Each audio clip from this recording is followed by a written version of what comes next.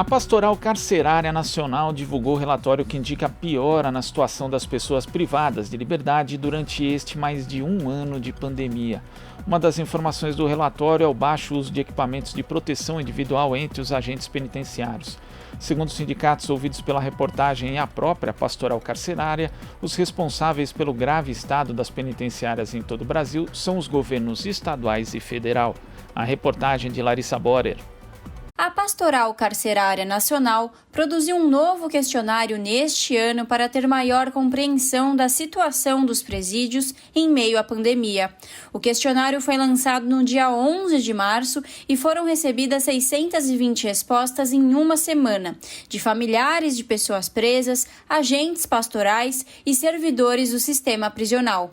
No ano passado, primeira edição do questionário, 1.213 pessoas responderam, praticamente o dobro de respostas deste ano. Entre os dados apresentados, foi exposto o pouco uso de equipamentos de proteção individual pelos agentes, além da baixa frequência nas visitas familiares.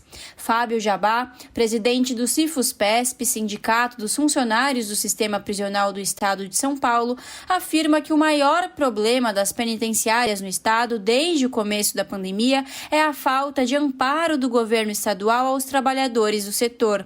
Materiais de proteção individual ainda são um problema para eles, que além de possuir poucos, não são de boa qualidade. O nosso pior problema, acho que o pior problema são os governos. É claro que federal, o caso dele é mais vacina, né? Mas quem é responsável pelos presídios aqui em São Paulo é o governo estadual. Aqui em São Paulo, o que nós sempre denunciamos? Falta de EPI, inclusive o EPI correto, que inclusive é a máscara N95, que não é a que foi fornecida pelo governo. Todo dia tem pessoas sendo presas, vão para os CDPs, e aí ficam lá isoladas 15 dias, mas aí não tem testagem, e aí tá superlotação, sabe? É uma conta que na verdade que não fecha, entendeu? O buraco sempre foi muito mais embaixo. Acho que o que o sindicato tem denunciado é sempre isso, a omissão do governo. O assunto é complexo.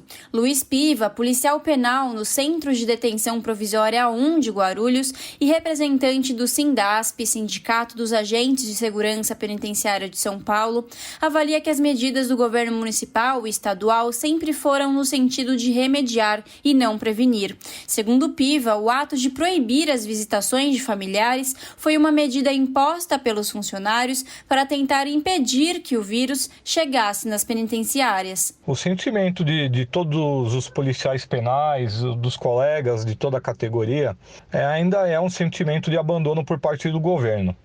O governo só começou a tomar qualquer tipo de atitude quando começou a aumentar o número de mortes. Então, qualquer medida efetiva só foi sendo realizada não para prevenir, mas para tentar remediar. Quanto à questão da proteção dos detentos e dos agentes, sempre foi nesse cuidado paliativo. A Secretaria buscou isolar os presos, conseguiu com que isso fosse amenizado, os casos de Covid dentro das unidades prisionais, mas, por outro lado, acabou cedendo a uma pressão dos visitantes e liberando as visitas. Quando isso aconteceu, o número de casos dentro das unidades aumentou. Isso daí prejudicou muito, porque os policiais que estão ali acabaram também sendo contaminados. A população carcerária, por mais que tivesse uma tentativa de isolar aqueles que foram contaminados, a gente não viu isso com muito sucesso. Não que a gente queira que as visitas fossem canceladas, porque a gente imaginasse que isso fosse bom para os funcionários. Mas é que era visando tanto a preservação da população carcerária como dos funcionários. O presidente do Sindicato dos Servidores Penitenciários do Estado do Rio Grande do Sul, Saulo Basso, aponta que lá a situação também é péssima. Além de trabalhar com equipe reduzida de funcionários por conta de afastamentos e mortes, as cidades do Rio Grande do Sul também proibiram a visitação de familiares aos presídios para tentar evitar o contágio. Nós temos hoje no sistema prisional gaúcho um déficit funcional de mais ou menos 50%, tá? Então, se nós já temos um déficit funcional extraordinariamente significativo e nós temos um afastamento de quase 500 colegas, né, ou que testaram positivo, né, ou que faleceram, ou que tiveram alguma outra situação em decorrência do Covid, foi fundamental, né, o impedimento das visitas, porque os apenados hoje eles são segregados, né? Eles estão segregados, eles estão apartados do mundo exterior, né? Os vetores, né? As pessoas que vão levar o vírus para dentro do sistema prisional vão ser obrigatoriamente ou os familiares ou os agentes públicos, né? Os agentes do sistema prisional. Então, tu imagina, né? Tendo esse fluxo de servidores entrando e saindo toda hora de uma casa prisional, né? E mais os familiares, a dissipação da pandemia, do vírus, ela teria uma perspectiva exponencial, né? Então, isso era fundamental nós coibirmos nessa possibilidade, né?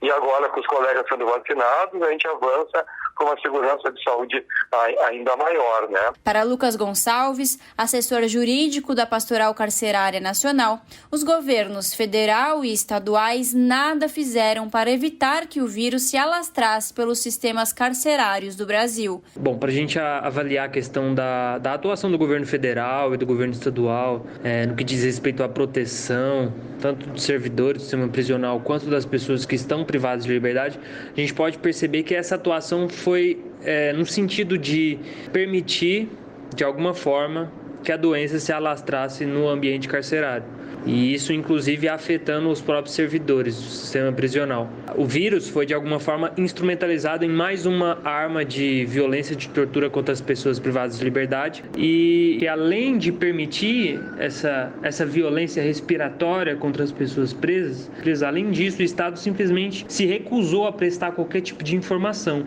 A própria questão da testagem. Quando o Estado deixa de realizar a testagem das pessoas presas, os dados que apresentam o número de pessoas contaminadas, eles são simplesmente prejudicados, né? Eles são viciados metodologicamente, e isso é uma demonstração da subnotificação. O Estado continua encarcerando as pessoas, continua trancafiando pessoas dentro desses espaços, permitindo e legitimando que essas pessoas sejam vítimas da Covid-19.